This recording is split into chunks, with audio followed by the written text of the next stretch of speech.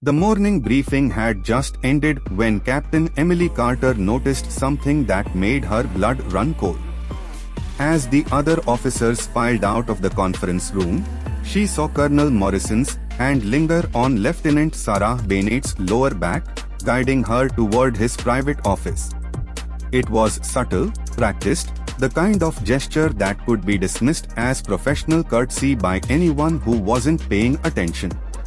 But Emily had been paying attention for weeks now. She had heard the whispers in the women's locker room. She had seen the way Sarah's hands trembled during staff meetings.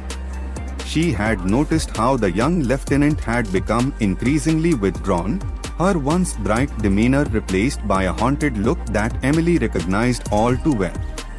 This wasn't the first time Emily had witnessed the signs, and the weight of that knowledge sat heavy in her chest. Emily had served in the military for 12 years, working her way up through the ranks with dedication and sacrifice. She had deployed twice, led troops in combat, and earned every medal on her uniform through blood, sweat, and unwavering commitment to the oath she took. She believed in the code, in honor, in protecting those who couldn't protect themselves. But she also knew how the system worked, how power could corrupt, and how those in positions of authority sometimes believed themselves untouchable. Colonel James Morrison was a decorated officer with connections that reached the highest levels of command. He had served for 25 years, accumulating accolades and influence with every assignment. He was charismatic, politically savvy, and knew exactly how to manipulate the system to his advantage. People looked up to him, trusted him, never suspecting the darkness that lurked beneath his polished exterior. 3 days earlier, Emily had been working late when she heard crying coming from the supply room. She found Sarah there, her uniform disheveled, mascara streaking down her face. The young lieutenant had looked up with eyes full of shame and fear, and in that moment, Emily knew she couldn't stay silent any longer.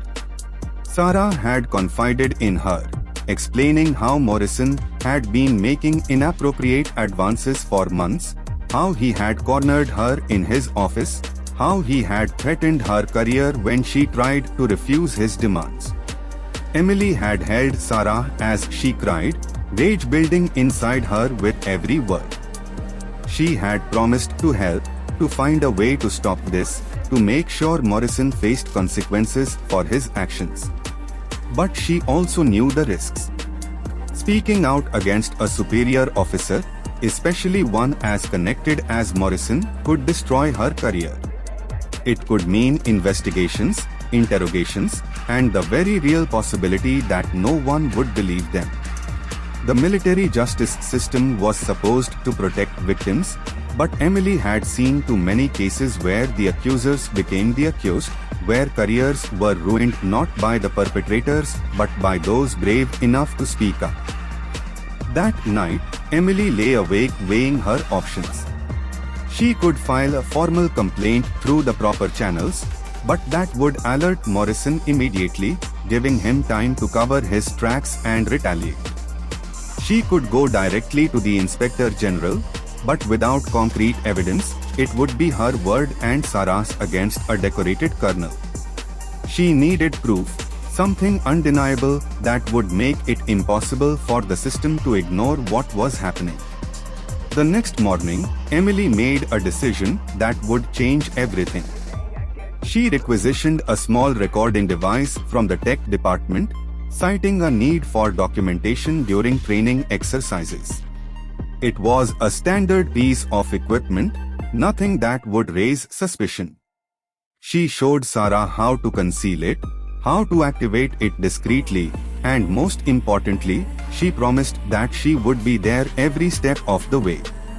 2 days later, Morrison called Sarah to his office for what he termed a performance review.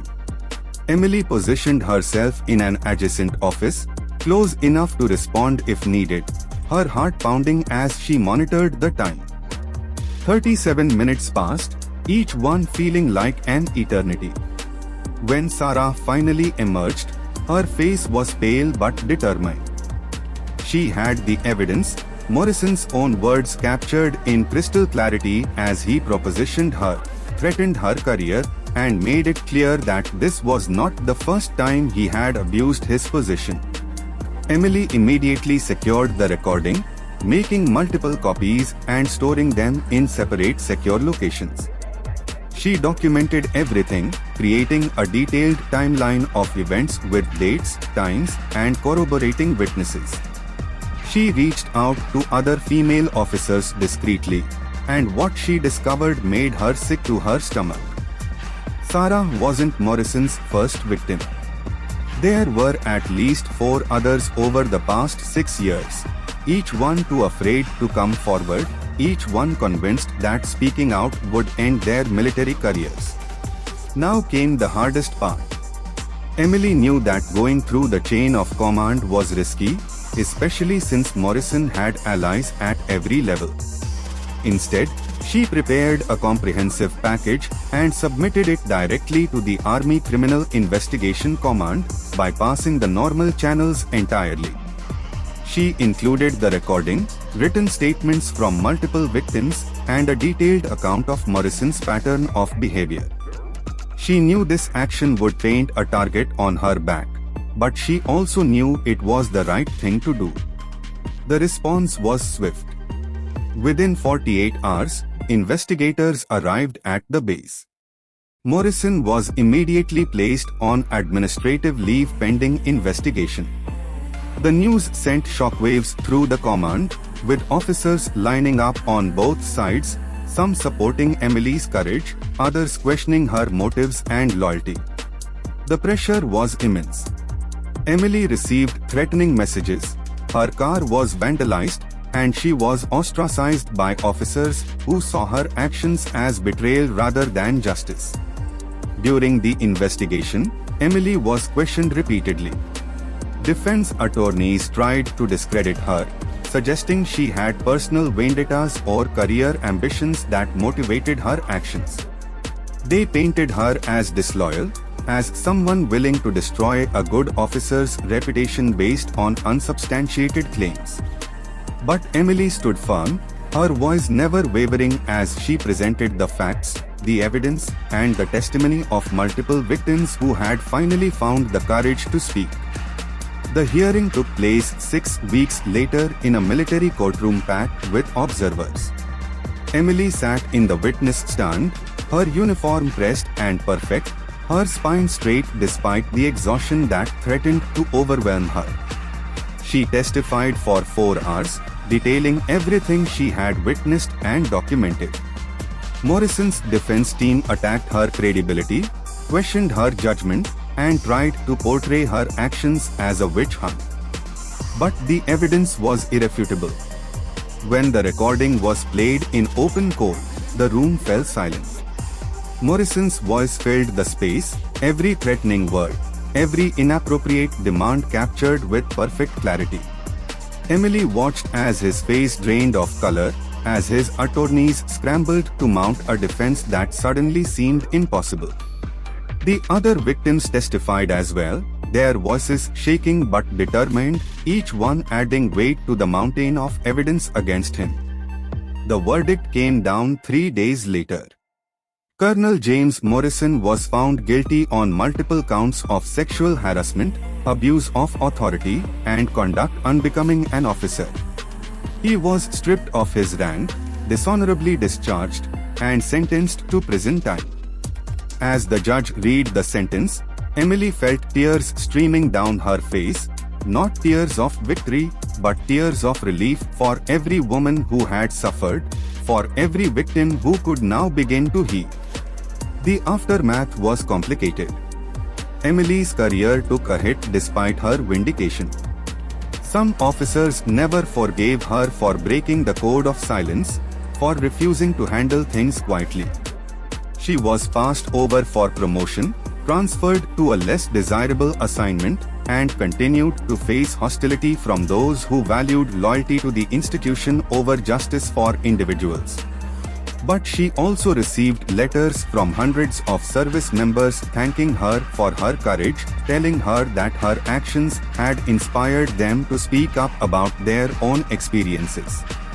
Sarah Bennett remained in the military, slowly rebuilding her confidence and her career.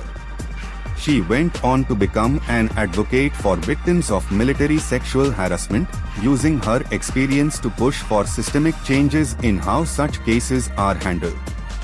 The other victims also found their voices, some staying in service, others transitioning to civilian life, but all of them empowered by the knowledge that their truth had been heard and validated. Emily Carter never regretted her decision, despite the personal cost. She knew that real courage wasn't about combat or medals or recognition. It was about standing up for what was right even when everything inside you screamed to stay quiet. It was about using whatever power you had to protect those who couldn't protect themselves. It was about understanding that accountability mattered more than convenience, that justice mattered more than politics, and that the truth, when handled with professionalism and integrity, could change lives. Years later, Emily would reflect on that period as the defining moment of her career. Not because of any glory or recognition, but because she had lived up to the oath she took when she first put on the uniform. To protect and defend, not just against foreign enemies, but against the darkness that sometimes lurked within the ranks. She had chosen courage over comfort, truth over tradition, and in doing so, had proven that the system could work when brave people refused to let it fail. The real victory wasn't Morrison's conviction. It was the message sent to every service member that abuse of power would not be tolerated, that victims would be believed and protected, and that those who spoke up would be supported rather than silenced. It was the beginning of a cultural shift, slow and difficult, but necessary and inevitable.